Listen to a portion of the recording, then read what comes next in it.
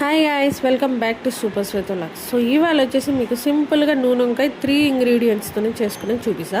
వేరుశనగకాయలు, ధనియాలు, ఎండు కొబ్బరి జస్ట్ లైట్గా రోస్ట్ చేసుకునేసి మిక్సీ పట్టేసుకోండి.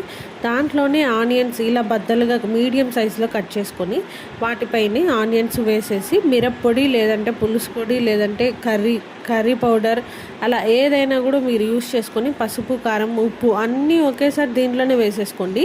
కొంతమంది తెల్లగడ్డ కూడా యూస్ చేస్తారు. సో మీరు వాడుకుంటే వాడుకోవచ్చు, లేదంటే స్కిప్ చేసేయచ్చు. సో నేను వచ్చేసి ఇక్కడ పులుసు పొడి ఒక 2 స్పూన్లు అండ్ కొంచెం లిటిల్ బిట్ పసుపు అండ్ అలాగే రుచికి సరిపడా సాల్ట్ వేసేసి ఇలా పేస్ట్ లాగా తయారు చేసుకున్నా. సో దాన్నే వంకాయలు నేను ఫస్ట్ వచ్చేసి ఆ పేస్ట్ ఏదైతే మనం తయారు చేసుకున్నామో దాన్ని అంతా ఈ వంకాయలు కూర్చేసి మంచిగా ఇలా రోస్ట్ చేసేసుకున్నాను అనమాట. దాని తర్వాత కొంచెం చింతపండు నీళ్ళు ఉంటాయి కదా, మీకు ఎంతమంది తింటారు దాన్ని బట్టి చింతపండు నీళ్ళు యాడ్ చేసుకోండి. సో నేను వచ్చేసి ఒక 5 మెంబర్స్కి చేస్తున్నా కాబట్టి లెమన్ సైజ్ అంత నిమ్మపండు తీసుకున్నా.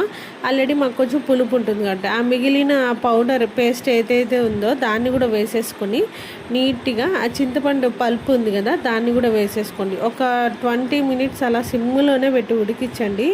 టేస్ట్ అయితే మాత్రం అదిరిపోతుంది. సో ఈ ఓన్లీ 3 ఇంగ్రీడియంట్స్తోనే చాలా సింపుల్గా అసలు అలిసిపోకుండా ఈజీగా చేసుకోవచ్చు ఎండాకాలానికి. సో ఇక్కడ చూసారు కదా, సిమ్లో పెట్టేసి ఇలా మంచిగా కొంచెం నీళ్ళు కూడా యాడ్ చేయండి, ఎందుకంటే వంకాయలు బాగా ఉడకాలి కాబట్టి అవి ఉడికితేనే టేస్ట్ అనమాట. సో మొత్తం థిక్ కలర్కి వచ్చాక నేను ఇలా తీసి బౌల్లో వేసి కొత్తిమీరతో గార్నిష్ చేసుకున్నా.